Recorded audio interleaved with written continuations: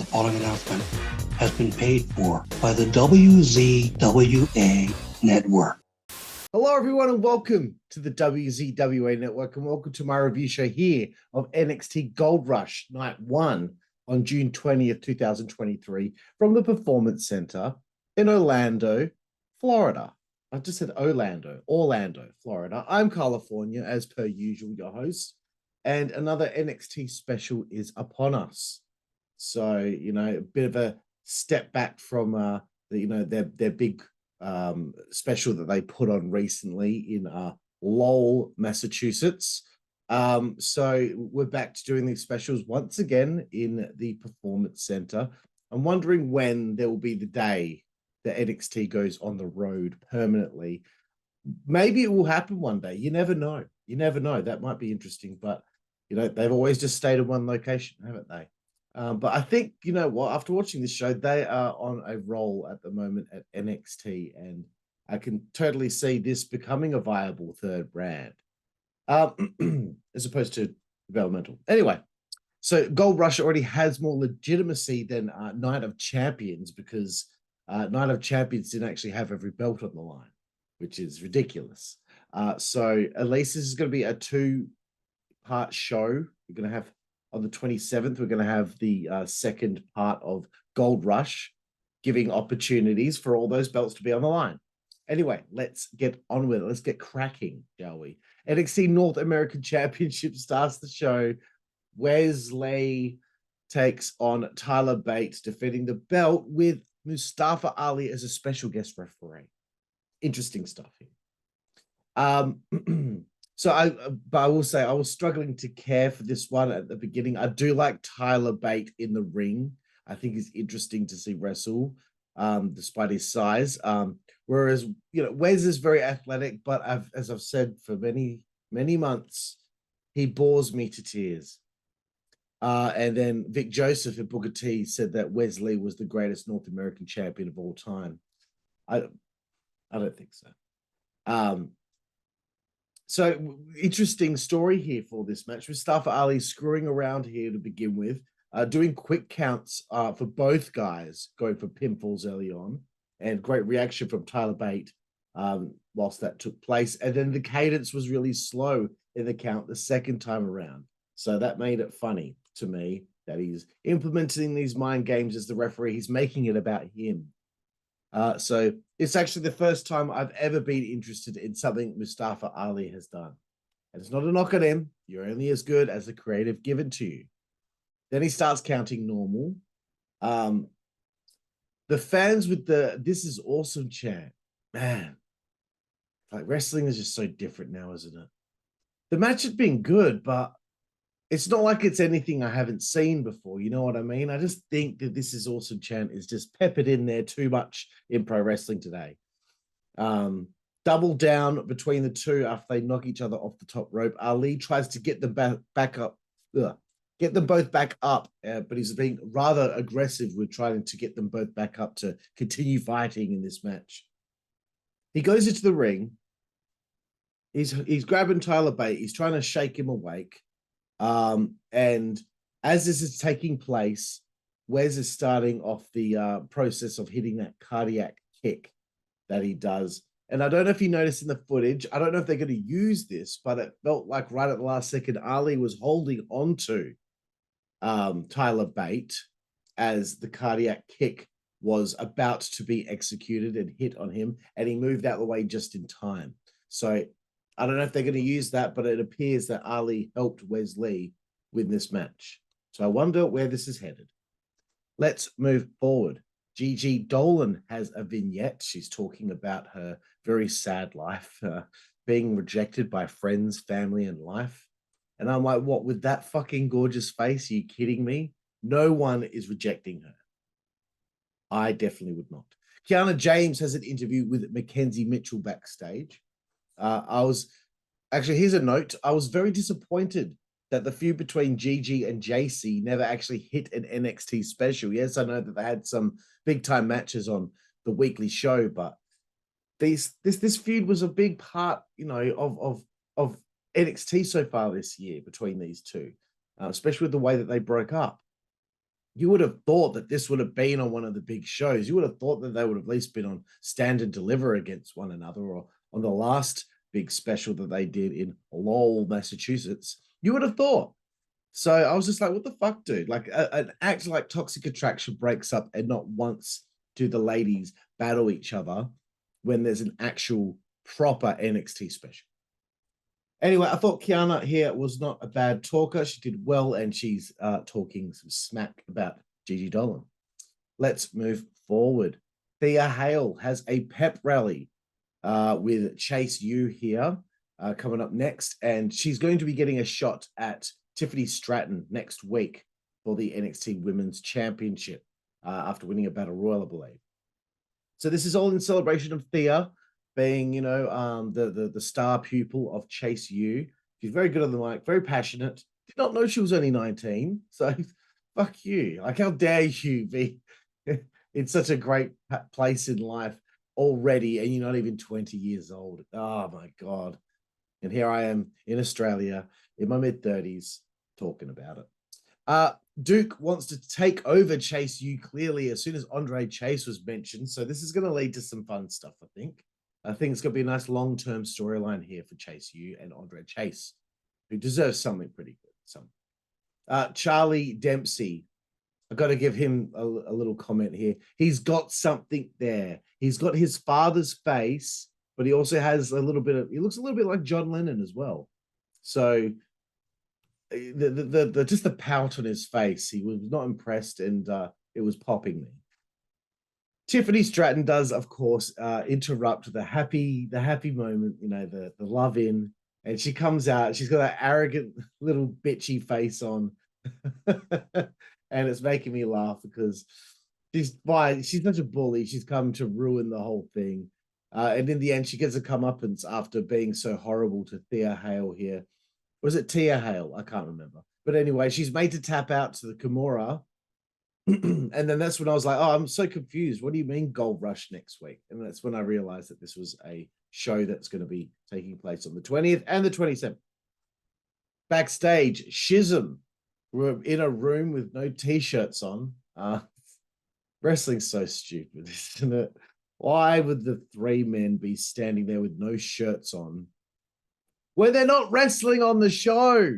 They're not going to be wrestling. They didn't just have a match. What are they doing there? Why don't they have any shirts on? Unbelievable. I don't know what they were going on about, but let's move forward. Diamond Mine are backstage. I can't believe that there's still a group. It's the Creeds and Ivy Nile here. The stable is completely cut in half these days, but that's okay. Good on them.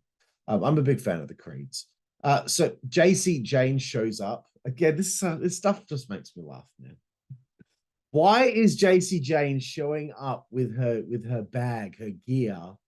She's not wrestling on the show. I know that they're doing this because they need to continue stories, and they need to find ways to continue stories, right? And as far as NXT is concerned, they have heaps of stories going on right now, and I'm going to talk a little bit about that later on. But it just makes me laugh. It's like when Ilya Dragunov showed up to the building.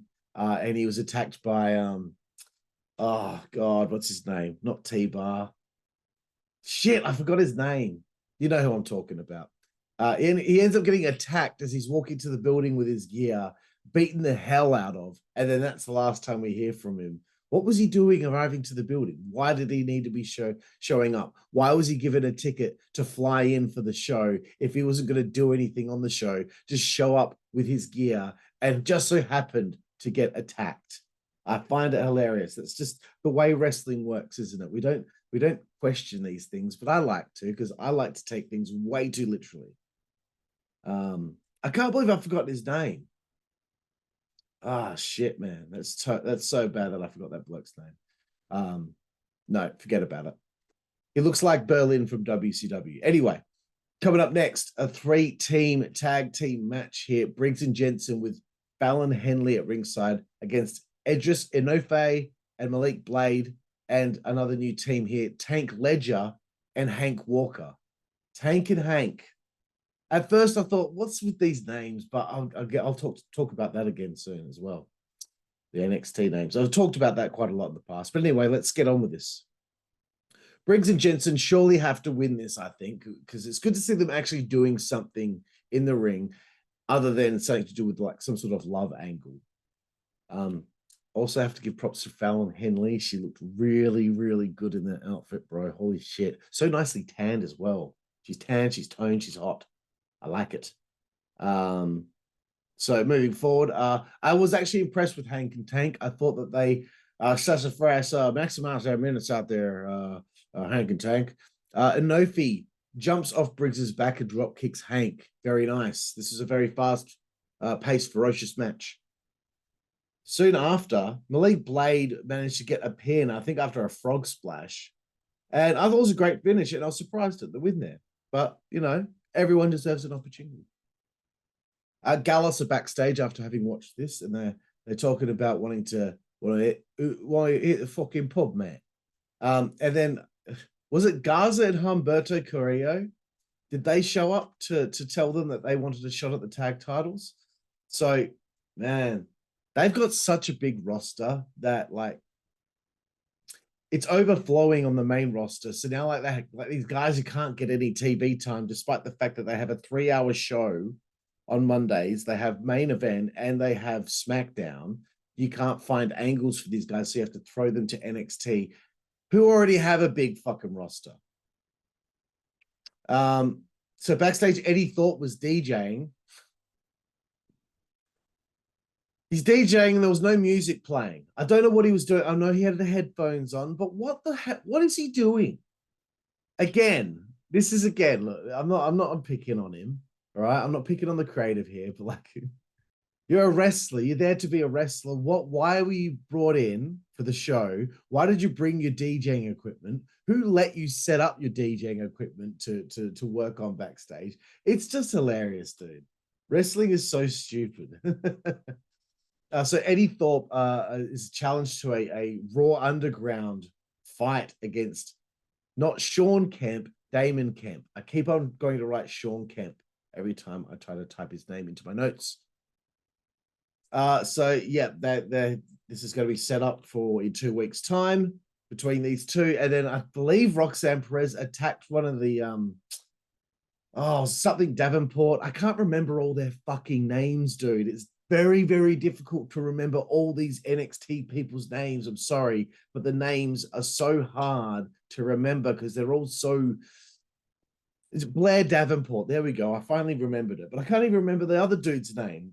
And I'm actually a big fan of his work. And I'd stop right now to check it out, but you know what? I'm going to do that. I'm sorry. I have to know his name. NXT Battle Round. Okay. Be with you in just 1 minute. It's driving me insane. Dijak. Fuck's sake. Anyway, so yeah, I believe she attacked Blair Davenport. And look, I'm impressed, okay? There are lots of feuds going on right now in NXT. There is so much going on. Everyone seems to be in some sort of conflict. I mean, good job, really. This is the way it's supposed to be as far as I'm concerned. I just think some of these things could make a little bit more sense. Anyway, Corey Jade makes her entrance. Hot. And then backstage, Seth was with the Heritage Cup winner, and I couldn't remember his name either. I've written it down later on. I've written Nathan Fraser. I didn't remember him. I know I'd seen him wrestle before, but I could not remember. I was like, okay. I recognize him, but I can't remember his name. Anyway, and then Carmelo Hayes shows up to talk to Seth Rollins. And the last note I have is that I'm sorry, but Seth Rollins' laugh,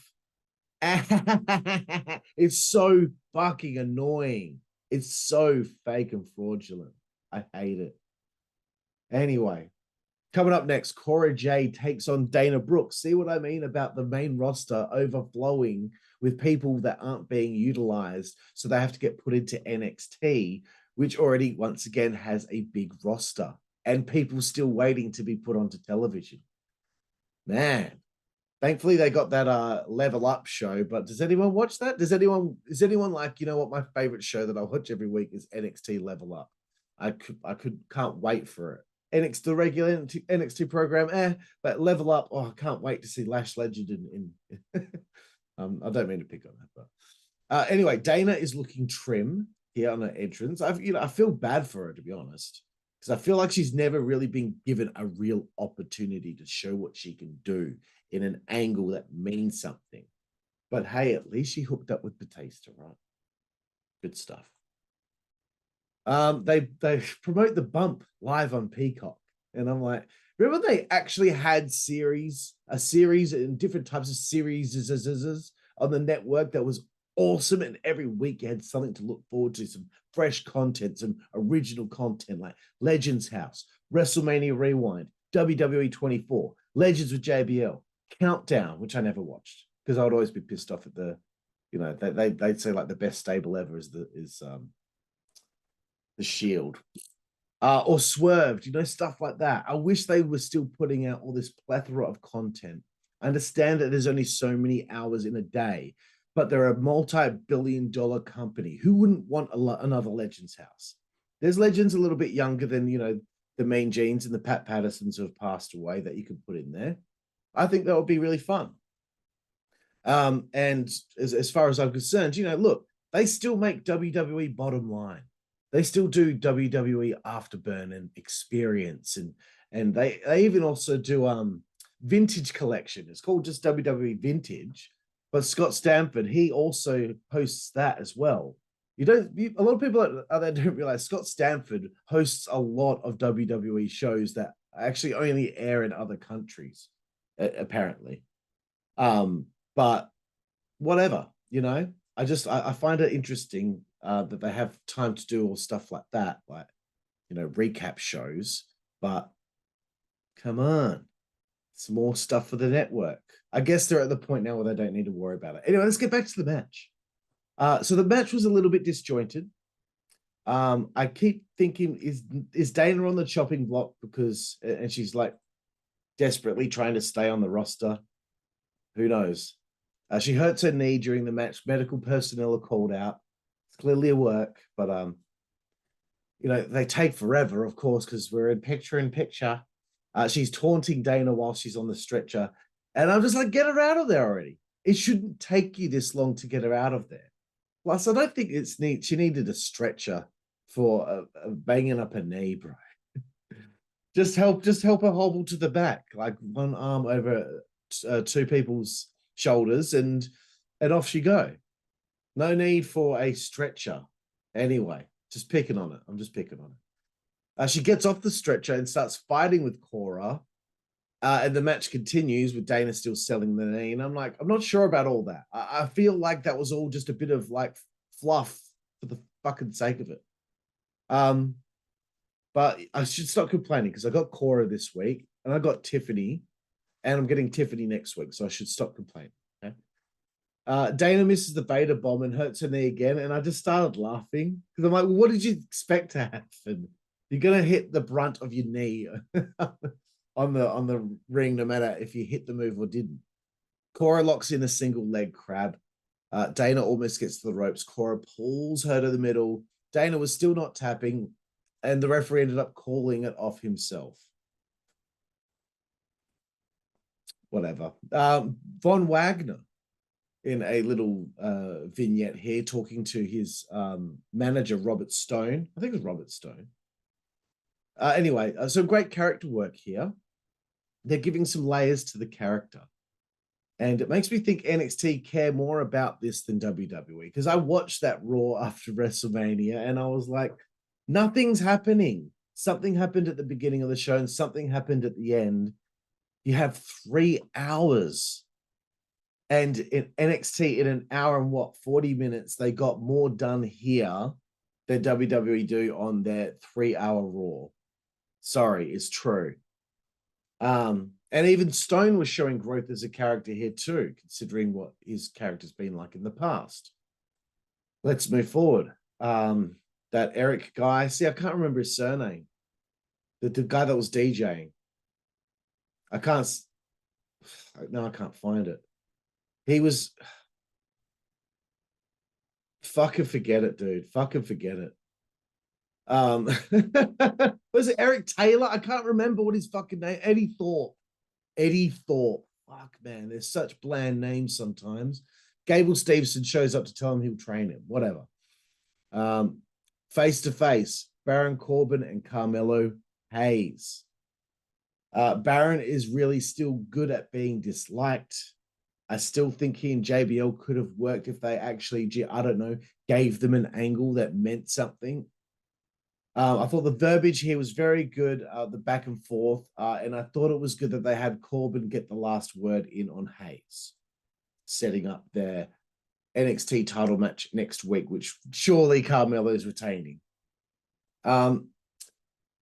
Backstage, Nathan Fraser, the Heritage Cup winner, he's just walking around with his trophies. Come on, man. Come on. He's just walking around with his trophy that he won. He's not wrestling on the show. He offers Dragon Lee a shot next week, so that's very nice. It just makes me laugh, bro. What kind of fucking mark is walking around with that trophy? Look at me, guys. Like, fuck, man. It's great. Because if it were real and he was doing that, everyone would be like, oh, he loves himself. Stax kidnaps one of the coffee boys from Gallus out the front of the building. He he charges in with his car. He smacks him with his car door.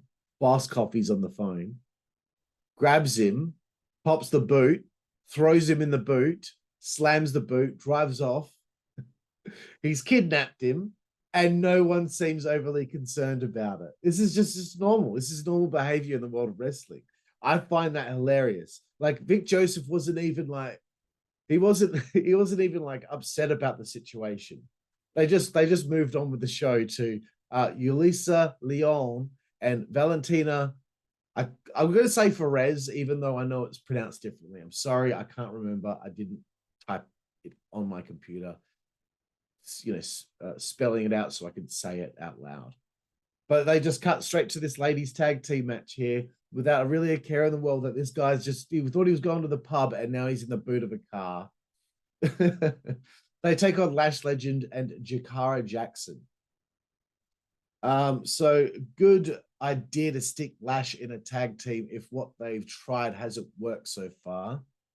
I think Lash Legend she has potential, but I prefer Lash LaRue. Everyone's a bit green here in this match. You can tell they definitely need a lot more reps. And that's what I talk about. Reps. Like Jade Cargill needs reps. She needs to work 5 shows a week, not 1 match a fortnight. Noam Dar is taken out by Leon. Feroz gets pinned by Lash after I think she kicked her in the head. And they won. So there's a lot of angles going on. I'm sure this is like a contenders type thing for the women's tag titles. So many people seem to have stories. The one thing I struggle with, though, is that everybody's ring names are just so either overly complicated to remember or even pronounce. Like, I've already forgotten how to say Valentina Feroz or whatever. Either that or the names are so plain. Like, what was it? I've already forgotten it again. Eric something. Oh my God, bro. Eddie Thorpe, not Eric. I wrote Eric as, oh my God. I forgot his name was Eddie when I wrote Gabe Stevenson showed up to tell Eric he would train him. That's fucking hilarious, dude. Like I forgot on such a level that I thought his name was Eric and not, what was it, Evan? Eddie Thorpe. Fuck, man. There's too many people on the show to remember all these names. Okay, anyway, let's move forward, okay? There's some barking dogs. There's a siren. Here comes Heel Bron Breaker. That facial hair of his, that popped me big, bro. Of course, as soon as he turns heel, he's growing out the facial hair. Very cool. It's like the bad guy in the Western films has a black hat, but when he's a good guy, he's wearing the white hat. Very good. It's WWE World Heavyweight Championship on the line for the main event of the evening. Seth Rollins defending against Bron Breaker. It's about time they did something like this, dude.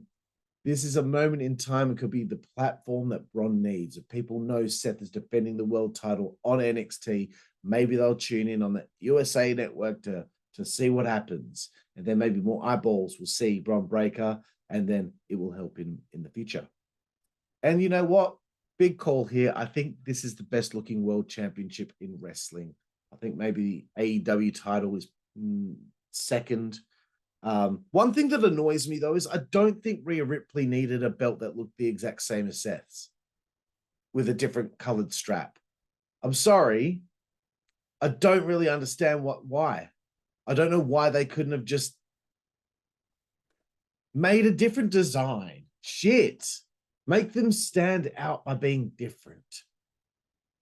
Anywho, seeing Bron with a guy like Seth will be interesting. Bron gets an early heat working on the ribs of Seth that were damaged by Finn Balor, and we go to a commercial break.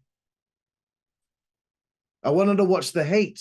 I wanted to watch the first heat of this match, and he hit a great gut buster during the commercial break, and I was like, that better be the final one, and I think there was two more. Did you know that this is Bron Breakker? This is only Bron Breakker's 79th match in his career, and it's for the world title. This fucking guy. Bron does the push-ups like his uncle. He really does take a lot from Scott Steiner, who I think was right in saying that he probably needs some residuals from his nephew for taking all of his shtick. Oh, excuse me. Right. I just had to deal with that yawn then. So we're off to a good start here. We're off to a very good start. Seth does annoy me with the multiple suicide dives, and the whoa is so fucking annoying, man. I'm just one of those people that gets annoyed by hearing the same sounds over and over again. I like that Bron powdered after an attempted stomp. And then we got to the outside, and then we got some impressive shit here. A crescent kick to Bron, who lands on the announce table, and then Seth Sprog flashed him. Frog splashed him. That's fantastic.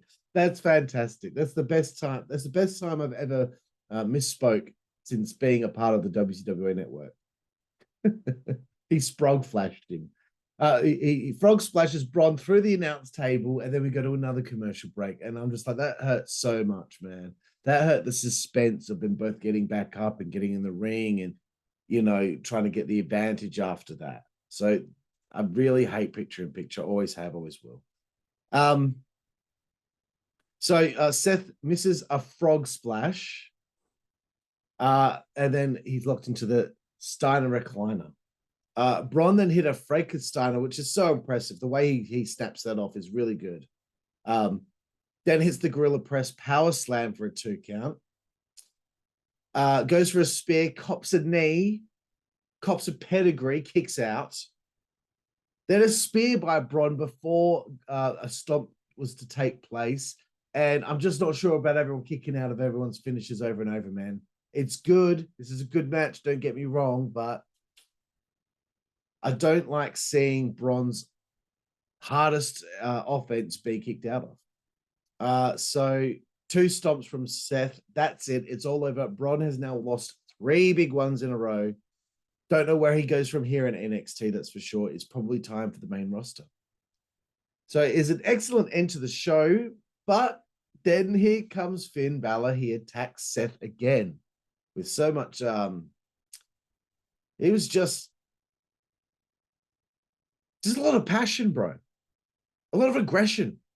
I was really impressed with Seth, with Finn here. And you know me, I mean, in the past, I haven't been a big fan of this guy, but I'm enjoying him as a heel. He goes after the ribs. He beats up security. He hits some chair shots on Seth. He's just assaulting him.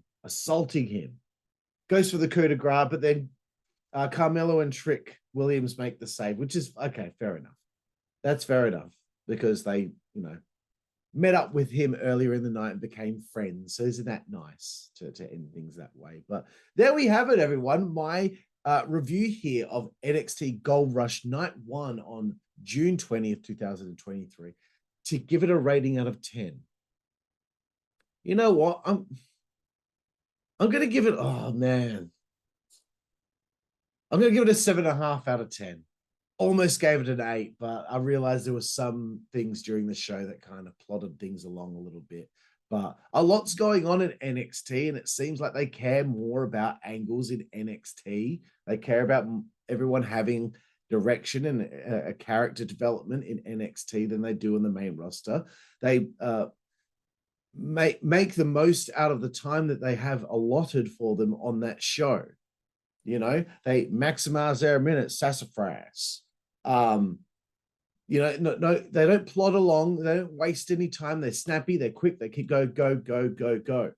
So shit, they're better. It's better than the main roster stories. Sorry, it's just that's what I like out of a wrestling program. So yeah, I really enjoyed this, and I'm looking forward to next week's NXT Gold Rush Night 2. So please join me for that review as well. So anyway, I'm Karlifornia. I'm having a bit of an off day, but that's okay. I'm finding it funny. Thank you for joining us here on the WZWA Network. Please check out our Patreon once again. It's the links in the description here on YouTube. It's only $3 a month.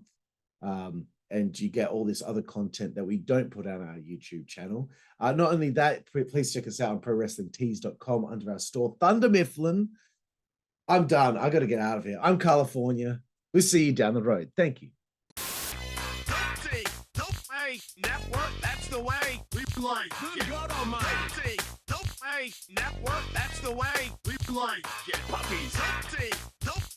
Network, that's the way we play. Get. The following announcement has been paid for by the WZWA Network.